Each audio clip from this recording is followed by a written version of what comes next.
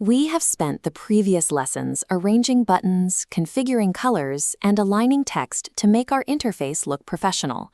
On its own, however, this interface is effectively a digital poster. Tapping the buttons does not yet trigger any changes. Our goal today is to wake this interface up. We are going to build a system that responds to user taps, calculates live numbers, and captures text typed directly into forms. To follow along, you will need to have a basic UI structure already set up in your code editor. Most importantly, that UI must be built inside a stateful widget, which provides the underlying memory space we need to store data.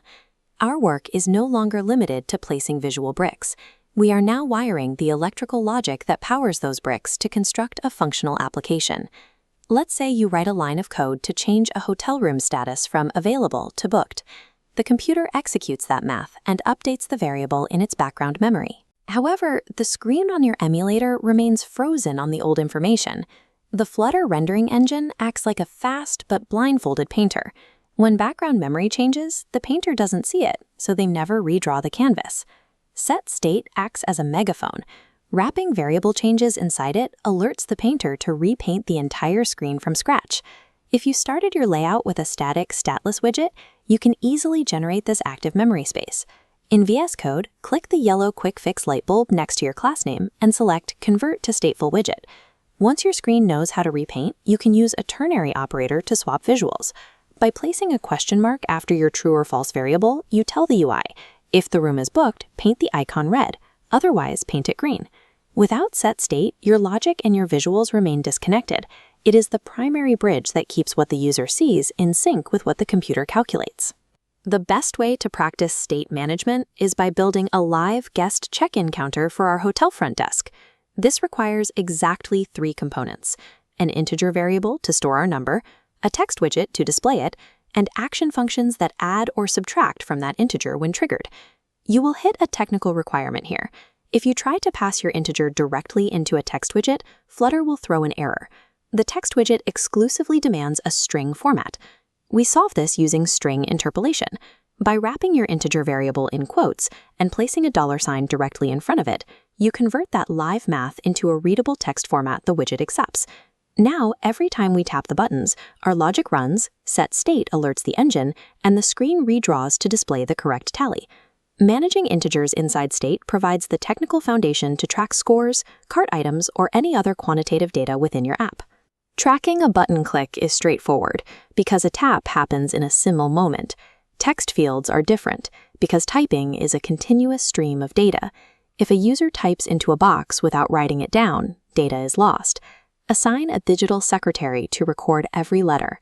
In code, assign a text editing controller to your text field's controller property. On submit, read the controller's .text property to capture the exact string. There is a memory leak danger here. If a user navigates to a different screen, that controller will stay active in the background, continuously using the device's processing power. To prevent this, use the dispose method in your code. This ensures the controller is destroyed the moment the user closes the screen.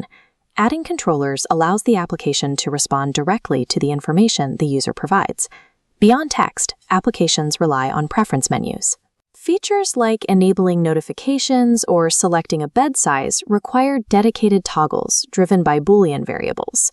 Beginners notice tapping a standard checkbox widget does nothing at first. The box stays empty because it only registers the physical screen tap. It's the developer's responsibility to use the onChanged property alongside setState to physically flip the Boolean variable and trigger the checkmark. Radio buttons behave similarly, but they force users to pick a single option from a list.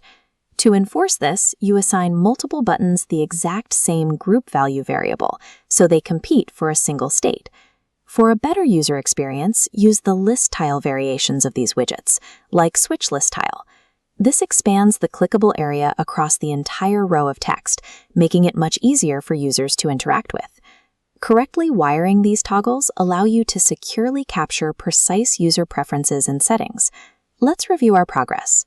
We now have a room status toggle, a numerical counter, custom text input, and preference switches, all reacting to our touch in real time. Every piece of data on this screen is now reactive, powered by the logic we've wired into the state. However, we face an immediate limitation. Because these variables live inside the phone's temporary memory, all of this data is wiped out the moment the app is closed. To build a robust product, we must learn to persist this information. In the next phase, we will solve this by implementing local storage and connecting our application to real-world server APIs.